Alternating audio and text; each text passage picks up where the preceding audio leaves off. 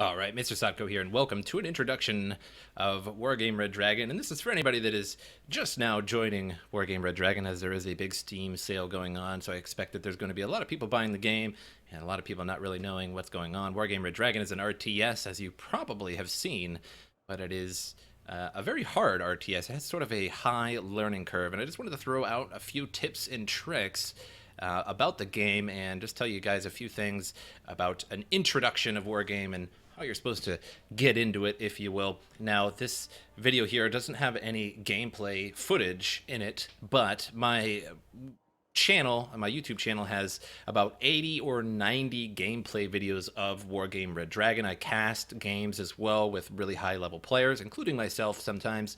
And so you can learn all about the game through watching those casts. So make sure you guys, subscribe, check that out, all that good stuff. I gotta, do a shameless plug-in once in a while here, but okay, this is Wargame Red Dragon, and your options here. Video, I just have mine set to insane. It doesn't really require all that much here, but that is just about it really for that. Nothing really too crazy here. Interface, if you want to set up your interface like mine, I really enjoy this. So if you guys want to just pause the video and just sort of set your interface to this, I really find that that works best, and it looks best for the game. So there is that. And now the first thing you want to do is make yourself a deck. Now I'm going to include my American deck, and it's going to be this one here. And this is a pretty solid deck. It's nothing too crazy, but it is a very solid deck to use. I'm going to include this, and then so you're going to go into the description of the video, and you're going to click import. You're going to paste my deck here, and you're going to name the deck, and then boom, it will appear here. You can also export your deck for other players as well if you just click this, and there goes that's the thing to copy, and then other people can take that deck as well. So now deck creation is very important because you're going to start off with either US Battle Group and the Soviet Battle Group. Those decks are terrible. Don't even use them. People will end up removing you from your game immediately. So what you want to do is go ahead and create a deck, and go ahead. Oh, screw it. And so whatever deck you want, if you like playing red 4 or blue 4, blue 4 consists of all these nations here, and red 4 consists of all these nations here. And now, so for a blue 4, let's just go ahead and just sort of make an American deck real quick. And your logistics tab here, you need a fob. Generally, you don't need a fob, but it's usually best to start off with one because that's what you use to supply all of your vehicles. Vehicles do run out of ammo, they run out of fuel in this game, and they also need repaired. And you need CVs. These capture territories in conquest and destruction. And so you need a CV to even start the game. So you usually want 2 CVs, usually want one of those, and maybe a TACOM to fly in CVs or drive them in. And you need cargo as well. So usually I take a HEMET. And so that's a pretty good logistics tab there. You got a couple CVs to capture territories, and you got your FOB there to sit at your base, and your HEMET. And your infantry is a little bit more complicated here. See, we have riflemen, but we also have rifleman 90. So what is the difference between those? If you look at the rifleman, and you can see on the right side of the screen there, it has the M72 Law rocket launcher, and it's not that great, 13 AP power and only 30% accuracy. But now when you take a look at the rifleman 90, they have basically the same equipment, except they have the AT4, which is 45% accuracy and 19 AP power against tanks, which is much better. So you're going to want to take a look at all of your infantry and see exactly what they do.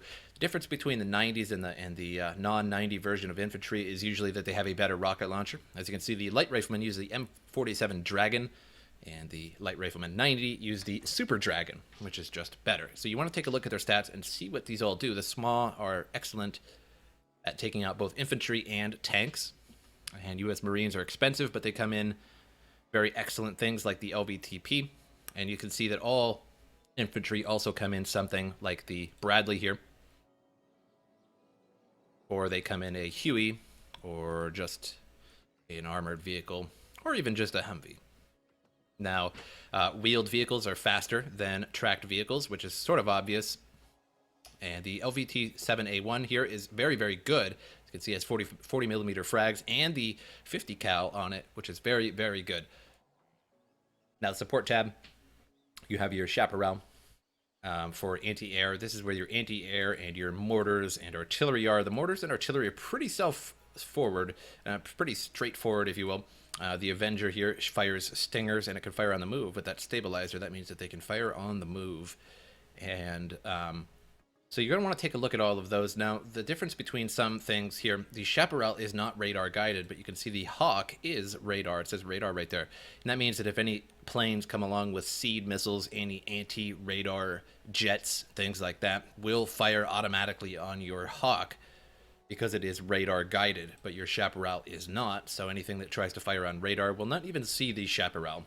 So that is something to take into consideration. You can also turn off your radar by hitting H on the unit, and it will turn off of its weapons, and it will no longer be fired at by radar. And your tanks are pretty straightforward as well. M1A2 is the biggest and best. It's one of the best tanks in the game. And then you have tanks going down from there. All these tanks vary in price. The M8 AGS, as you can see, has 17 AP power. It fires 13 rounds a minute, but the Abrams series fires 9 rounds a minute. So that's something to take into consideration. Recon units are very, very important in Wargame Red Dragon. They show you the way, and they light up units for you to attack them. This is one of the most important things about Wargame Red Dragon is your recon units. Recon units have optics, as you can see down here. It says very good optics, and for example, the longbow has exceptional optics, so it's the best optics, and they also have stealth, and very good stealth there on those units, and Navy SEALs also very good stealth as well. So you want to have recon in your deck for sure. Now vehicles are just sort of support vehicles, and you can see like the LAV 25 here is just a 25 mil support vehicle that will fire on troops and such.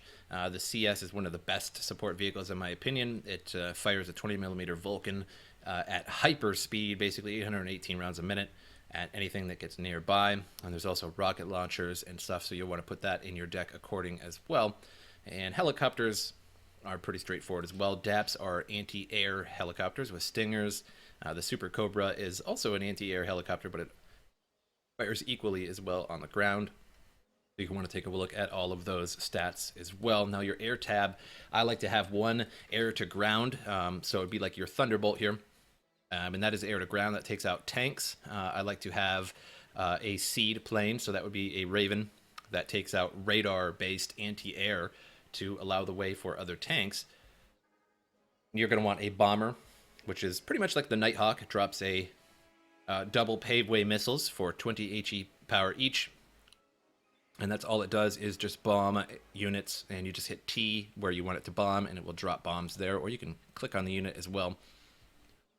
And you want an anti-air fighter as well, and that's sort of like your Seagull here.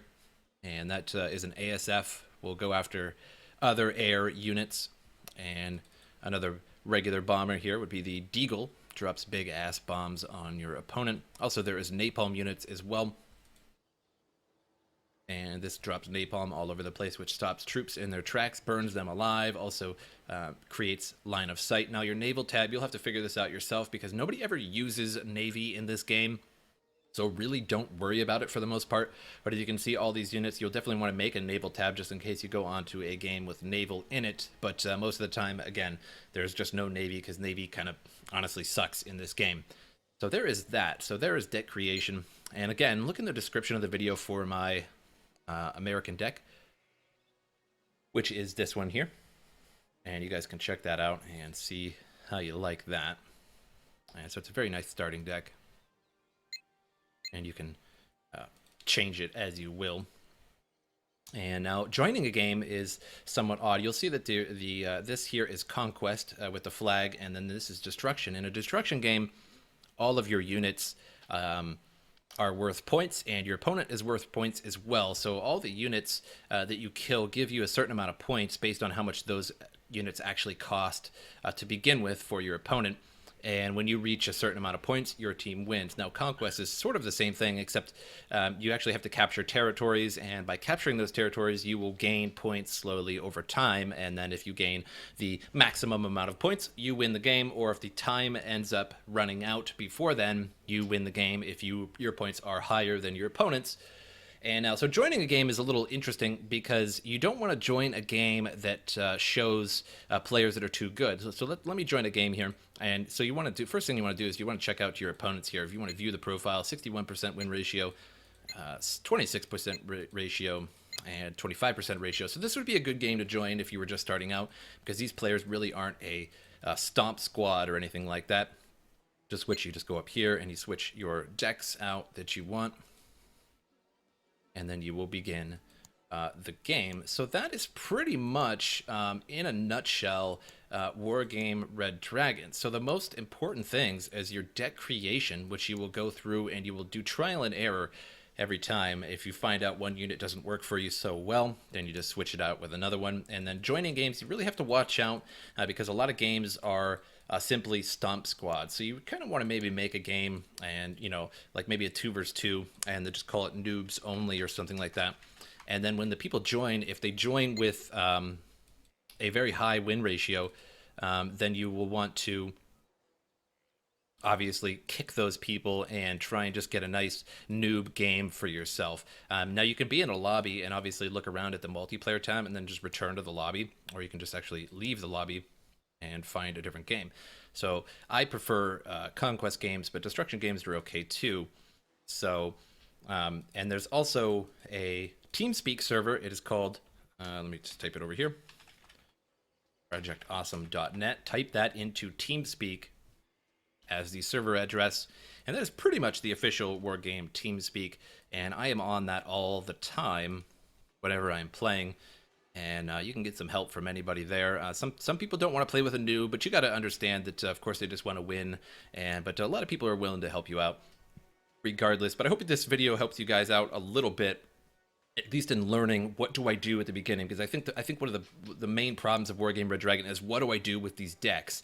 And so you want to make decks, you want to make a red 4 deck as well, because certain games obviously you're not going to be able to get a blue 4 side because it's already taken by the, you know, by your opponents. And so you'll want to make a blue 4 deck or red 4 deck as well. But I'm really just going to include a blue 4 deck, that's my American deck, in the description of the video. And that way you guys can get the hang of that, and then you can make your own red 4 deck, and I think that'll help you guys out a lot. So there's many decks that you could possibly make.